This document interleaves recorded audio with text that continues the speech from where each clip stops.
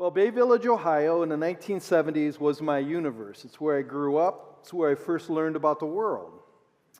I learned that the world is both wonderful and woeful, grace-filled and wicked. And the center of my early childhood was this home right here, an English Tudor brick house that provided a welcoming place for the Weeks family.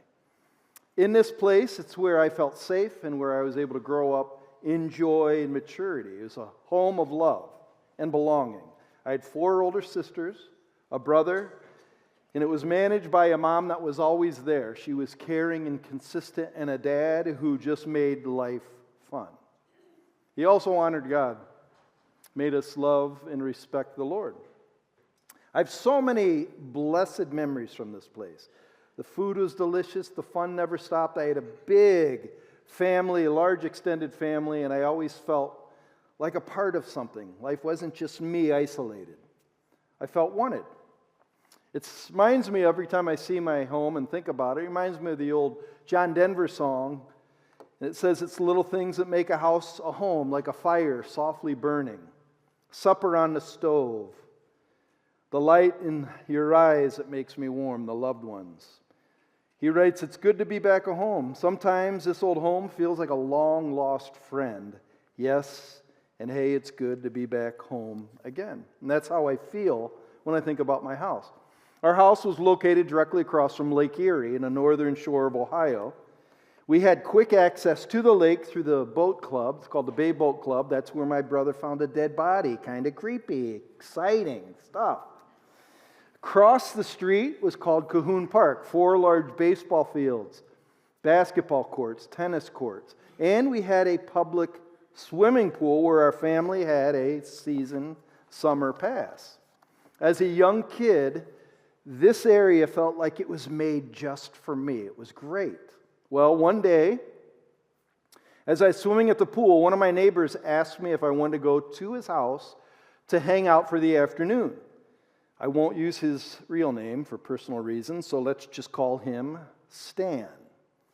It was an odd request because I normally didn't hang out with Stan. He hated sports. He never wanted to shoot baskets. He didn't like to go to the boat club with my sister and I to skip rocks. I rarely saw him. But for some reason, he approached me this day at the pool and said, hey, you want to come over? He was nice, so I said yes. So he lived right there, kitty corner to my house, a couple houses down. I didn't think anything abnormal would happen. Outside, the yard was never really taken care of. A lot of crabgrass, dandelions. His shrubs were overgrown. They were wild. His house was one of those old brick brown houses. You just didn't notice it as you drove by. So I went over to his house. I followed him in as I went to the side door. My very first step in the house was unforgettable because I was instantly greeted with a pungent odor of cat urine and dog feces coming up out of the basement. We entered through the living room where his dad was sitting in a corner with his face buried behind a newspaper and a rather sad and scroungy-looking dog at his feet, snoozing. Stan said nothing to his dad or dog, and his dad and dog said nothing back. His mom noticed us, and she was puttering around the kitchen making some odd-looking casserole. She looked and said, oh, hi, and went back to stirring some brown sauce. I don't know what was going on in there. We went upstairs. 2 things I noticed about the house right away. Dog and cat hair was everything. On the green shag carpet, all the furniture, but it was just dark. Like it was dark. All the shades were pulled. And any of the lights that were on were those old yellow lights, and they cast kind of like a misty glaze on everything. Stan's room was at the end of a long hallway, and there was one room that was open. It was flickering blue light. As we walked by, it was his brother's room. His brother was a big, chubby guy, 4 years older than us, and as we walked by, he said something and profane to us. Before he slammed the door, I noticed hanging on his walls were an assortment of posters of girls in bikinis. And out came music from the group Kiss, and I think the song was Christine 16. If you've never heard of it, you're lucky. You're lucky. At this point, alarm bells were going off in my head, and I vowed, I am not going in that room. You know when you just are like, no. That's how I felt. Well, when we finally got to Stan's room, there's a lot of broken Star Wars figurines on his dresser. Toys and Legos were scattered around the floor. Dirty clothes were tossed on the bed. And dirty gray tube socks were sticking out of his drawers. Remember those tube socks that would have like triple color? But they're kind of gray, like, He grabbed something out of his closet, and then he motioned for me to head with him back downstairs to go into the basement. Oh no, not the basement. As he switched on the basement light, I saw where the smell was coming from. In the back corner, they let their dog do his business, and there had to be 2 to 3 days of messes piled up, like in a brown lump. Either they forgot to clean it up or that was their normal practice. I didn't ask. I didn't know. We went to the other side of this musty basement room where there's a dungy, dirty couch. And he switched on the old television set. And he had this game that was called Atari Pong. Have you ever heard of Pong? Bing, bing, bing. Thrilling, quite thrilling. And as they said in the old days, it was not thrilling. Well, I heard just out of the side of his mom's soft padding was coming down the stairs, and she got to the bottom of the stairs. She looked at Stan and she said, "Stan, is your friend going to stay for dinner?" Stan looked at me and said, "I don't know. Do you want to stay and eat with us?" I said, no, thanks. No, thanks. My mom's expecting me home for dinner. His mom shrugged her shoulders and walked back up the stairs, ignoring the smelly dog poop the whole time, and you could hear the dad upstairs swearing at the dog about something. I don't know. The older brother then came down. A few minutes later, he said to his brother Stan, "Hey, dummy, it's my turn to play. Give me that controller." And with his thick, fleshy hands, he wrestled the controller out of his brother's lap while laughing at us both. I asked Stan if he wanted to go outside and shoot some baskets across the park, and he looked at me quizzically and said, "No." So we sat there another 10 minutes, saying nothing while his brother hogged the controller with a cocky smirk on his face.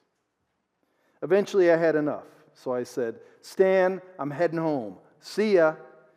He didn't reply, so I jumped off the couch, held my breath as I passed the poop, scampered up the stairs, out the side door, took a deep breath of fresh air, and ran home. I ran home. I never went back to Stan's house again. Surprise, surprise. At our family dinner table that evening, my dad asked, "What happened at Stan's house, Chris?" And I described what happened, and my sister said, "Chris, gross. I know his older brother, and he's always creeped me out. I think he likes my friend because he follows her around at school without talking to her. He just stares at her." My dad had a stern look, and he goes, "Chris, you are never going over to that house again." And I nodded my head, and I said, "That's fine with me, Dad. It's fine with me." So in my relief, I grabbed another piece of my mom's wonderful homemade Chef Boyardee pizza, quietly thanking God that I was not back at Stan's sitting down to some mystery casserole in awkward silence. Now you kind of know I don't like potluck so much. And no more of that smell of poop wafting in the air. What I have learned is that in life, sometimes you're going to get opportunities to see how people really live. And if you come from a good home, you will quickly realize how good you really have it. The way some people live behind closed doors can be sad and quite shocking. As a pastor, I'm invited into a lot of homes, and sometimes you just can't believe what you're seeing. Like you really can't believe it. Today, we are going to go into God's home, and then we're going to compare His home with the neighborhood around Him. And I want to have 2 points. Number one of my objectives is I hope after I'm done, you will cherish being a member of God's family. Children of God, we need to be thankful for the life we've been given. Really thankful. We have got it so good. And as Michael Scott says, you got it good. That's actually prison Mike, if you know. I'm being relevant. You got it good. But there's a second group of people I'm talking to. Those who are not part of God's family, and God wants you to come home where you belong. Leave the poopy basement of the world and come home. And that's why I've entitled this message, basically, "O Child," because when you accept the Lord, you're His child.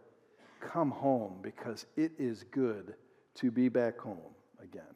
So if you can, open up to Ephesians chapter 5. It's verses 1 through 20. It's a lot of verses. We aren't going to go verse by verse in a sense. I'm not here today to look for, like a list of rules, principles, regulations. I want to give you a metaphor. I want to use the opening illustration as a metaphor to kind of contrast what it's like to be in God's house as compared to what the neighbors live like. And then we need to go back home, because the neighbor's way of living, it's not right. It's not good. Get out of their house. So verses 1 and 2, we're going to talk about on being a child of the Father, being a children of the beloved, of the lover of all. We're going to get to see what the good Father is like, and then how we should live. Verses 3 through 7, we're going to take a walk around the strange neighborhood that is the world. We're going to go into 3 different houses. And a lot of these houses have no idea that you can smell the dog poop wafting in the air, and you need to get out. And then we're going to go back home. And when you come back home, we're going to talk about, how do you live back home? When we come home, what kind of life should I be living? So just remember, as John Denver said, it's the little things that makes a house a home, and you'll see what I'm talking about. So let's begin in verses 1 and 2 and 3. And we're going to talk about children of the beloved. Paul begins this new section, as one theologian said, with one of the most staggering truths in the Bible, if you can wrap your mind around it. But we don't stop on it. But look at verse 1. Verse 1 is short, but it can cut you to the heart. Follow God's example, therefore, as dearly loved children.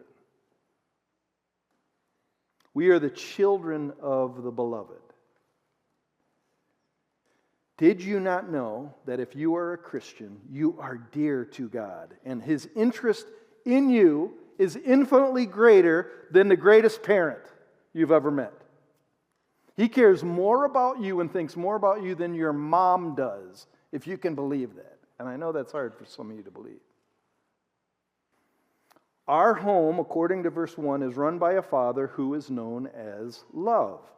He doesn't just sit in a dark corner with his head buried behind a newspaper. He isn't an old grump yelling at the dog or snoozing on the couch. He is sitting at the table, sharing everything with us. His food, His wealth, His wisdom, His life. And He cares about you. Paul says if you are His child, our job then is to imitate Dad. Do what Dad does. Follow God's example. Christianity is not about living a set of moral codes to be a good religious person. It's not. It's about looking and acting like Dad. It's about looking and acting like Dad. He's the perfect Father, and we're His children. But before we describe a little bit of what God acts like, so we can imitate Him, we need to really drill down to the most important question. I think it's the question that directs everything for all of us. If you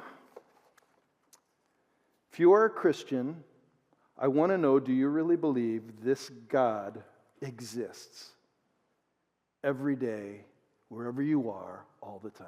This kind of God is with you all the time. I really believe we forget Him. We don't think about Him. We feel lost and alone, like He really is sitting in a corner with a paper in front of His face. But God exists. And you need to live your life as if God exists. Follow God's example. Don't look to others. Don't compare yourself to your neighbor. You don't even need to know every fine nuance of the law in the Bible. We're simply to look at our Dad and to follow Him. People will often ask me this question. They will say, what does a person need to do to be a good pastor? Chris, what made you to be a pastor, being able to serve here for 20 years? Was it all of those years at seminary of study? Was it doing mission work in Russia? Is that what made you a good pastor? Was it reading vast stacks of books on theology? Truthfully, none of those things were the key to my understanding of how to run a church. It's because I grew up in a big family with a dad who loved his children well. I saw it firsthand. I wanted to always be by my dad. I wanted to be like my dad. It's funny, I just got a picture. I wish I would have had time to put it up. I just got a picture a couple days with my mom where my dad was with my sister Laura, and they're both laughing. And that's what they're doing right now in heaven. I had a dad like that. It's incredible. But I would take it a step further. I am convinced everyone in here has been hardwired by God to love their dad. Everyone in here has been hardwired to love their dad. And that is why it is so tragic when dads forfeit their roles. It ruins our picture of God. This is actually where my A slide comes in. I am convinced, and it's not a long A slide, I am convinced why there's so many angry feminists in this world is because there's been so many bad dads in this world. If you are a dad, be a good dad. You could ruin your kids because they've been hardwired to want your love. I just don't know how else to say it. They've been hardwired to seek the approval of their father. I once read, if a dad's addicted to porn, it's really hard for him to talk to his daughters. That's my A slide. The next question is this. As a child of the beloved, what is God our Father like so I can be like him? So if I'm to follow him and imitate him, because that's what the Greek word in verse 1 means, if I'm to imitate him, what is he like? Well, verse 2 tells me exactly what he's like. Listen to what it says. And walk in the way of love, as Christ loved us and gave himself up for us as a fragrant offering and sacrifice to God. So if you just kind of interpret this, what is God like? He is sacrificial love. He gave up everything, his wealth, his riches, his one and only Son, so you could be rich. He gave up so you could gain. Romans 8:32 says, he did not spare his own Son, but gave him up for us all. How will he not also, along with him, graciously give us all things? So, be like that. Be like that. Like what? Graciously give people things. Psalm 112 is one of the best psalms for dads. It's really about what is a man like who fears God? What is a dad like who fears God? And as you read Psalm 112, there's two characteristics that are woven through it. Number one, they're compassionate. And number two, they're generous. They're compassionate and generous. The idea is a good man sees and looks for needs to be met, and then they give out of their goodness to meet those needs. Be like that. Imitate your dad. So to be like dad, look for needs and use what you have and meet those needs. And then when you live in a house like that, and when you live with people like that, there is no place like home. It is so cool to be with people like that. So that's what life with dad is like. So let me kind of take you around the neighborhood. Paul is, in verse 3 through 7, he's going to walk us around the strange neighborhood. We're going to see three houses, three ways people who don't have God as their father naturally live. And each of them can be quite shocking to the person who's been living under a good house. But people live like this. When you're a pastor, you get to go in and see the way people live, and you're like, I can't believe they're living like this. But these three houses, people actually live like. Verse 1, God says, or verse 3, he says, but among you there must not be even, he's going to give us a hint of these three things. And why aren't we supposed to do this? Because you're part of God's family, okay? You're God's child. Act like it. And don't do this. And the first one is don't be basically morally bankrupt. Look at verse 3. But among you there must not even be a hint of sexual immorality or any kind of impurity. Those two things go together. This is a very common way people live, sadly. But he's talking about sexual immorality and purity as unclean in your mind and body. Do not be unclean in your mind and body. So combined together, Paul is describing a home where moral indifference rules. People just live any way they want, and usually they end up just kind of taking some weird perversions. The Greek word for sexual immorality is porneia, where we get the word porn, and you probably know what porn is. In the Jewish mind, porn brings you back to Leviticus, to the porneia laws. These are 4 things you should not do because they make God sick. They're called abominations. In the Old Testament, abomination, the best way to put it, is they are actions that God, when he sees them, it turns his stomach, makes him mad. These 4 things in Leviticus are adultery / fornication, basically having sex outside of marriage and a covenant. 2, homosexuality. 3, bestiality. And 4, prostitution. That encompasses sexual immorality. Then he uses this word here, impurity. Impurity in the Greek is akarthesia, which basically means sensuality to the point of decadence, where you don't care and there's no more shame. You don't know how to blush. That's really what it means.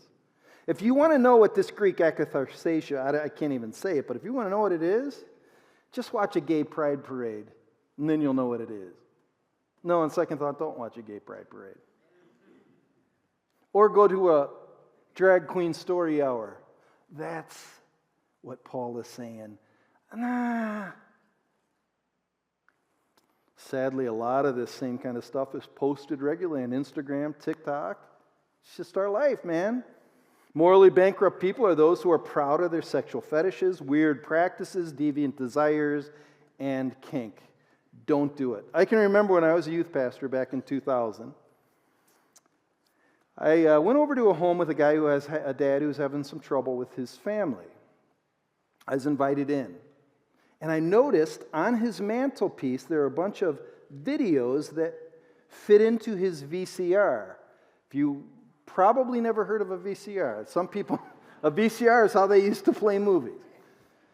And there's these VCR videos on his mantle, and I looked at him and I asked the guy, all I said is, do you watch these movies? Like, do you watch these with your boys? He goes, yeah, man, what's the problem? So what's the problem? And the titles are like American Pie, The Hangover, Ted. And he goes, what's the big deal? I said, what's the big deal? This is perversion. Oh, whatever, everybody's watching this stuff. It's the big deal. I said, the big deal is it's just dirty, man. Paul says there should be no hint of it. Get the picture? Let's move on. Let's get out of this house. Because if you stay in this house too long, you can lose your convictions and you'll start embracing disgust. And you might even start saying, yeah, but everybody's doing it. Not God's kids. Second house is very impressive. This is a dangerous house, especially for me. It's the house of greed. Look at this in verse 3. But among you there must not even be a hint of sexual immorality, any kind of impurity, or of greed, covetousness, the desire to want more and more and more, and in particular, never being satisfied with what you have. You're never satisfied with what you have. That's the idea of greed. And as a Christian, if you step into a house like this, after a while, you can kind of feel like a loser, especially when people have more than you. This is a hard one for me because I have a jealous streak. And I don't like it in me. Like, oh man, I must be a failure. Everybody's got a nice house, but me, it's just in us. That's greed speaking. We have to be very careful in this house Because somewhere in the Christian realm, we've been taught the more you have, the more you're blessed. That's heresy. Like even there's some Christian teachers, some pastors have 3 or 4 mansions. That's like wrong. Paul says run from greed. Is it wrong, Chris, to have? It's not wrong to have, but it's wrong to hoard. Big difference. God gives so you can be generous and meet needs. Many people have ruined their lives, Timothy says, from the obsession to have more. Not only that, but if we're to be like our dad, he gave us everything. And the question is, what if God hoarded everything and Jesus remained just a rich king, not caring about people lost in sin? I, for one, would have no chance. So if all you're living for is more and more and more, stop it. You're God's son or daughter, so stop it. I sometimes wish Christmas wasn't hijacked by so much greed. It buries the real message. So let's get out of this house quick because, man, the longer you're in here, it's kind of like that Greek story, the lotus flower. You could stay in this forever. So let's go to the third one. The verbally filthy house. Look at verse 4. Nor should there be obscenities, foolish talk, or coarse joking, which are out of place. Out of place. It's not the way God's house should sound. This house is more common for Christians than you'd ever imagine. One writer says this verse means just being full of thoughtless chatter, babbling, leading to thoughtless living, sarcastic mockery, gross talking, slander, gossip pervading the home. This is a pattern of speech that destroys others and does not build up others. Have you ever been in a home where no one has anything ever good to say about anyone in their family? Every comment is a put-down. Every opinion is a criticism or complaint. Judgment and anger is all you have for others, and pessimism pervades every thought about the future. Don't live like this. It does not make a house a home. I remember I brought a neighborhood kid over to our house one time in that first house I showed you. Young neighborhood kid. And he had a really filthy mouth. Like it was weird. Like swearing was normal for him because probably it was normal for his dad. He said a few choice words in our kitchen, and my dad was remember he's at the fridge just probably snacking on something, and we were in the kitchen, this kid was swearing. And my dad looked at the kid and he said, "We don't talk like that in this house." And the kid says, "Well, we do in ours." All I'm saying, there's sometimes you don't talk to my dad. Like my dad was a big guy, and my dad closed the fridge, he said, bent down, he goes, "We don't talk like that in our house. Do you understand?" The kid never talked like that again in our house. Nor did I. Children of God, God is not messing around either. He's not messing around. This is a strange neighborhood. And if someone from one of these houses invites you over to join them in their lifestyle and live like they do, don't do it. Why? Because you got to keep verses 5 through 7 in mind. Listen to verse 5. For of this you can be sure.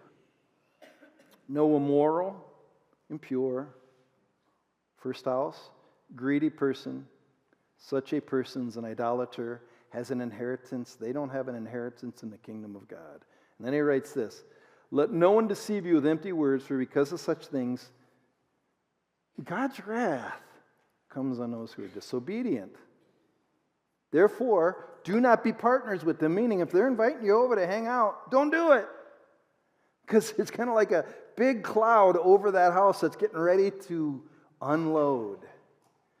How does God exercise wrath on a strange neighborhood? Well, now, he gives wrath now and later. Now, God's wrath is in the form of giving us over to our lifestyle. He lets us sit and poop if we want to. You want to live a dirty life? Go ahead. However, later, he's going to pour out his clean. The point of wrath is to punish sin, to eradicate it. And those who are not his kids are in trouble. So this brings us to verses 8 through 20. And verse 8 through 20 is basically this. Come back home. Look at what verse 8 says. For you were once in darkness. You lived in a strange neighborhood one time in your life. But now you're the children of light. You're the children of light. For the fruit of light consists in all goodness, righteousness, and truth. And find out what pleases Dad, what pleases the Lord. Come home. The lights are on. There's a fire softly burning, and supper's on the stove. Come home. But there are those, when you talk about coming to God's house and living in God's house, there are those who say in their heart, sometimes you hear it verbally, I don't want to live in God's house because it's kind of boring. God's kind of boring. His word is kind of boring. It's so much more fun spending time with the cool neighbors. They may be going to hell in a bucket, but at least they're enjoying the ride. Are they really enjoying the ride? That's what I want to know. Are they really? I used to be there, and let me tell you, I never really enjoyed the ride. A lot of it was a put on. And the people I was enjoying the ride with, when I really was hurt, they really didn't care. Especially if I quit buying another round of beer. And you know what? I don't miss hangovers. Are they really enjoying the ride? I've learned that when someone tells me that God and especially His Word are boring, I read this phrase and this is it. When someone tells me that God and His Word are boring, they are actually saying nothing about God and His Word, but they are telling me a great deal about themselves. Or you could say it like this. Boredom, misery, and disgust is always in the eye of the beholder. Or you could say in the heart of the beholder. I remember I'd be a little kid around our house. I'd go, I'm so bored. My dad would say, that's your problem, not mine. You should never be bored. Figure it out, like that kind of thing. Dr. Martin Lloyd-Jones says, if only men and women knew God and knew the truth about God, they would not continue to live as they do because He's so good. And that's the problem. When people hang out too long in those other houses, they think everyone should live like that, and everyone is living like that. But God's house should be different. Should be different. How should it be different? I think the biggest difference is really found in verses 15 through 19. He talks about exposing, the deeds. It's shameful to kind of hang out what they're doing in that. Just don't go into those houses is what he's saying. But here's how their houses and God's house is different. So he's going to give a home life comparison. Verse 15, he's going to say, be very careful how you live. Not as unwise, but as wise. So the dark side is what they're the unwise side. The light side is the wise. Making the most of every opportunity because the days are evil. Therefore do not be foolish. So the dark is the foolish and the white is the wise. So in verse 18, he's going to give a comparison. Do not get drunk on wine, which leads to debauchery. Instead, be filled with the Spirit, speaking to one another with psalms, hymns, and spiritual songs. Sing and make music from the heart to the Lord, always giving thanks to God the Father for everything in the name of our Lord Jesus Christ. So he's going to say both of these have what I would call an influence, where something is putting you under the influence. On the dark side, or the strange neighborhood, a lot of wine, is what a substance that people are under the influence of. And honestly, a lot of those houses do have a problem with drinking, a massive problem with drinking. He's saying, though, on the other house is be filled with the Spirit. So the first thing, the reason why he does that, because just from the outward appearance, they look very similar. They seem to bring joy. They seem to bring happiness. This outside influence seems to give you a good life. Both groups are under the influence of something outside or inside of them, and it seems to increase life and joy. But the key word is seems. One is put on. What's interesting in verse 11, look at verse 11. It says, have nothing to do with the fruitless deeds of darkness. One is a deed. It's put on, like I'm doing it. And then look at verse 9. The fruit of light. One is a fruit. Fruit just is in you and it comes out. It produces it in you. The other one is a deed. You put it on. The wine side is putting on this joy. It's a forced joy. It's an illusionary joy, where the spiritual side is a supernatural joy that occurs from God. The differences, however, are obvious. Wine's influence is drunkenness. Look at what it says in verse. Don't get drunk on wine, which leads to debauchery.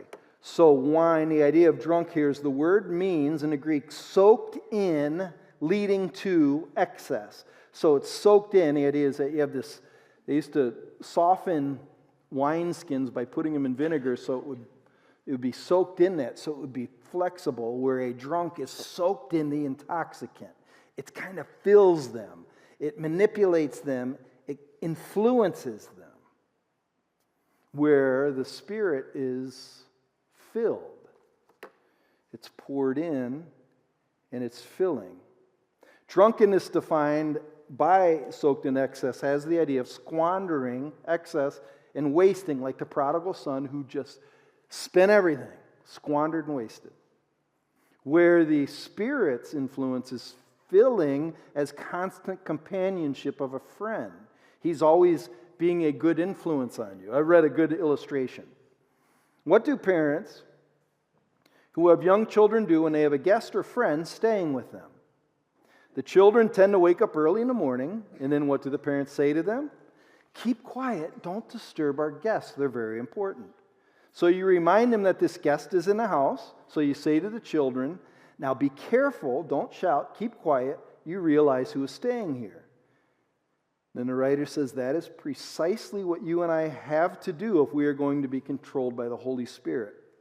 Remember, He is there. He's in residence. Don't grieve Him. Live in such a way that doesn't disturb His fury. He dwells with you. So you'll be more controlled instead of living in excess. Wine, alcohol is a depressant. It actually leads to a loss of concern and excellence. Lloyd Jones writes, a man in a drunken condition has no concern for his business or for anything else. He always has time to talk. Other things must wait, so he squanders his time, and the most precious gifts he throws away. He throws away the ability to think and reason. He throws away his convictions. He throws away his purity. He throws away his morality. The Spirit, however, values excellence and self-care and the care for others. He wants to build up and add to, always gaining something in your life. In fact, when you're filled with the Spirit, your mind turns off yourself and you become a steward living life for God. When I compare the outside of Stan's house with the way my dad did the outside of his house, Stan had dandelions, crabgrass, wild bushes. My dad took care of his home because it was his. When the Spirit's in you, you take care of your body because you're a steward. When you're filled with alcohol or any intoxicant, you just squander. I don't care. And then wine ultimately ends in ruin, death. The prodigal, after he squandered, he was penniless, hopeless, helpless, and friendless, and all he had left was pig slop. I was thinking about it. If you've ever visited people in jail or gone to people who are incarcerated, do you know the majority of them are incarcerated because they were influenced unduly, probably by an intoxicant, whether it be alcohol, meth, heroin, fentanyl? A lot of them are influenced by a substance that causes them not to care. I also started thinking about how many of the people that are incarcerated were influenced by the Spirit to be in jail. I don't think many. Because when you are ruled by the Spirit, you can finally live in freedom and your clarity to live the way God designed you to live. That's the point. That's the point.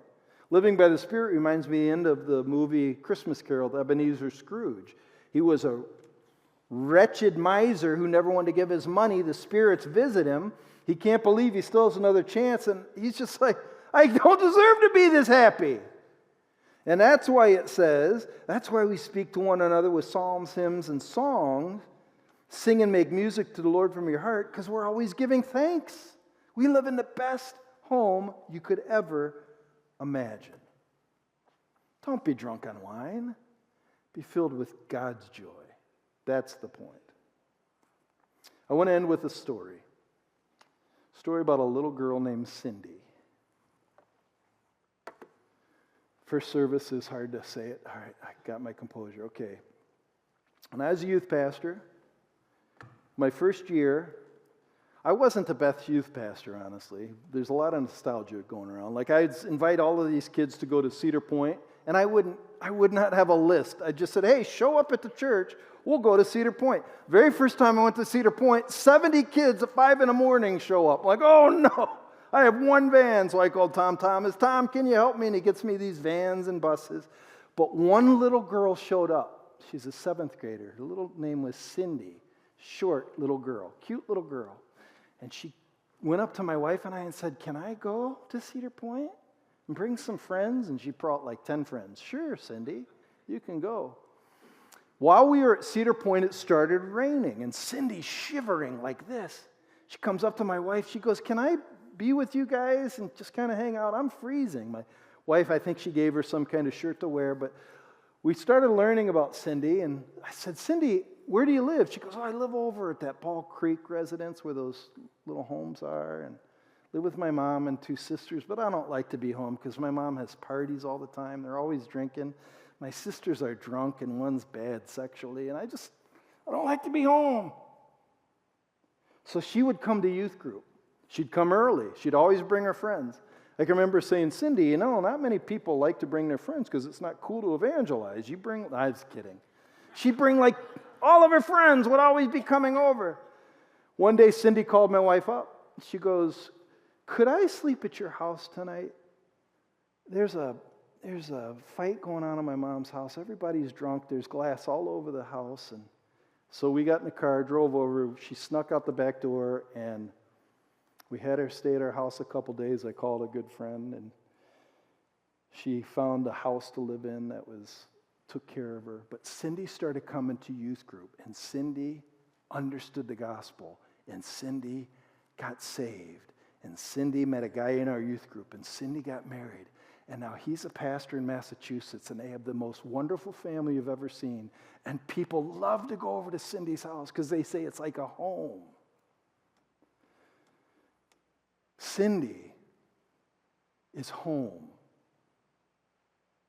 Why do we exalt that drunken life so much? She was dying. And just to be at a place where people cared about her, and now she's flourishing, she's got a life like people would dream, and they'd say, I've heard Cindy say, yeah, people just think I had a really easy childhood. No, she didn't, but she did find Christ. And Christ can change your life, man. I actually asked Jesse and Cindy if I could share this. I said, yeah, but they have a life that God blessed because they follow Him. And they have their house ordered with a good Father, and He makes it great. And so the whole point of this is God says, come home. It's really good in God's house. I do have one more story about one more student.